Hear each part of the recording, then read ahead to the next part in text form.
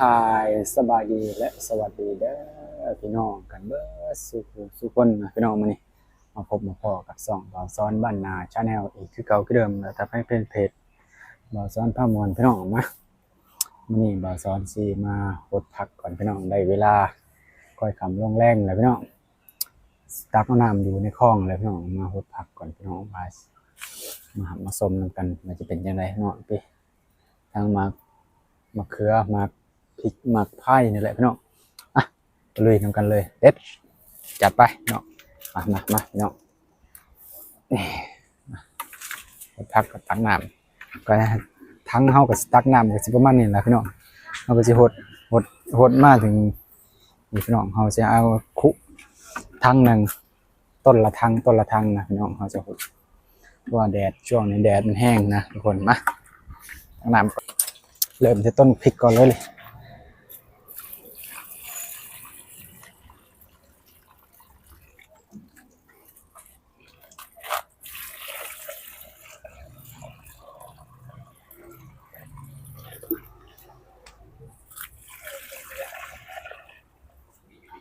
พริกงาม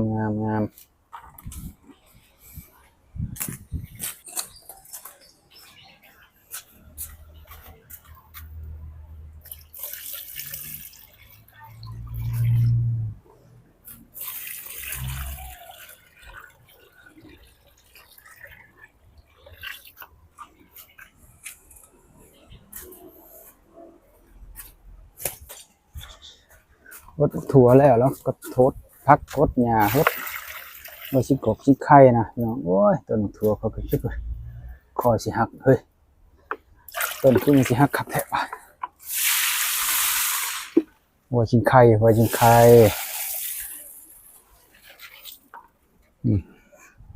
อาจจะหดบัดทึกนี่เลยนะน้ำแห้งเลยทางตัวนี้มันหัว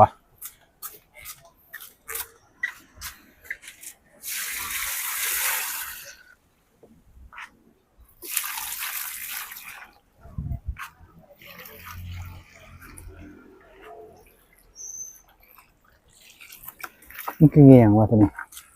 โอ้ยเงียง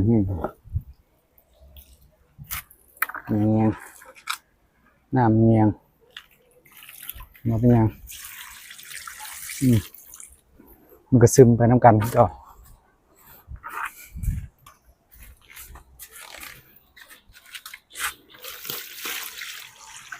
ต้นผักบัวกำลังใหญ่พี่น้องต้นผักบัวกำลังงาม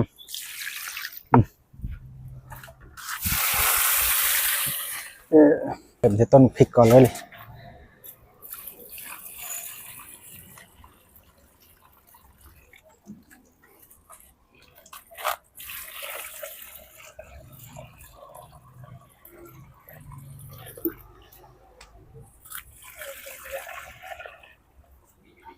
พริกงาม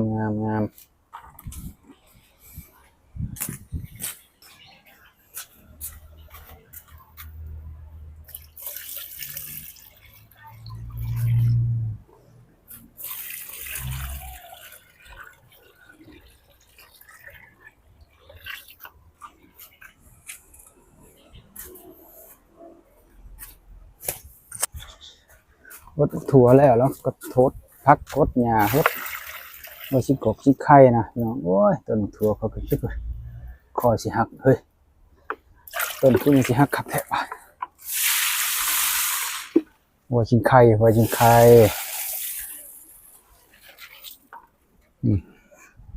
อาจจะหดบัดทึกนี่เลยนะน้ำแห้งเลยทางตัวนี้มันหัว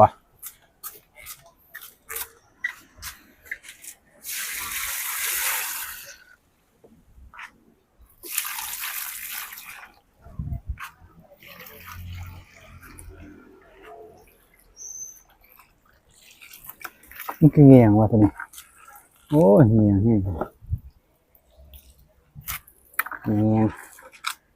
น้ำเงียงมาเป็นยัง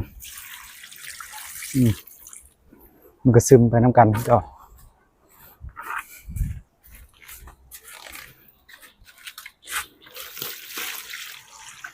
ต้นผักบัวกำลังใหญ่พี่น้องต้นผักบัวกำลังงาม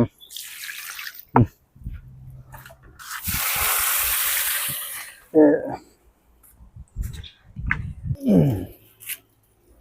อยากสิบ่หดทางพี่บัดนี้หดทางพี่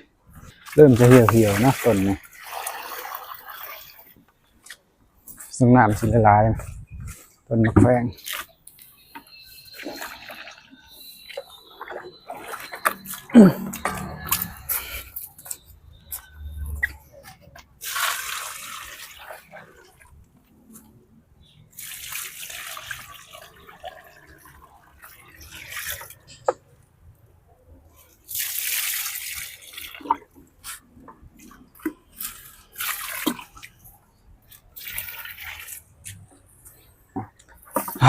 เสร็จเรียบร้อยนะทุกคนเสร็จเรียบร้อยไปที่เรียบร้อยแล้วเอาไปพักอะไรพี่น้องก็เสร็จไปที่เรียบร้อยแล้วนะแล้วซ้อนก็หดเรียบร้อยแล้วพริกไผ่ก็ได้พี่น้องหดเบิดแล้วนี่แต่ตัวนี้มันจะเหี่ยวเพราะว่าโดนแดดน้ำต้องใส่น้ำอีกจากทางหนึ่งนะจะหดอีกทางหนึ่งพี่น้องเลยที่ตั้งพี่ก็ได้ที่มาพริกคอยเต้กำลังดกนะพี่น้องเต้ต้นนี่ยังบ่หมากปานใดมันหมากแบบหมากสีแบบยังบ่อยากดกปานใดพี่น้องแต่สองต้นนี่ดกแล้วเอาละนี่ที่กดครบเรียบร้อยนะมาถั่วก็เริ่มเลยพี่น้องเอ้ยถั่วตะไคร้หอมก็ได้เฮ้ยผักกะเพราก็พอบ่ได้ซื้อพี่น้องปลูกไว้ก็ไว้ได้กินเองนี่ก็ปลูกเสริมขึ้นอีกผักบัวพี่น้องนะคลิปนี้ก็บ่มีหยังหลายพี่น้องฝากกดไลค์กดแชร์กดติดตามเป็นกำลังใจให้บ่าวสอนหน่อยเด้อพี่น้องสู่คนเดี๋ยวบ่าวสอนสิมาอัปเดตให้พี่น้องให้เบิ่งเรื่อยๆพี่น้องคลิปนี้ก็ขอคำว่าสบายดี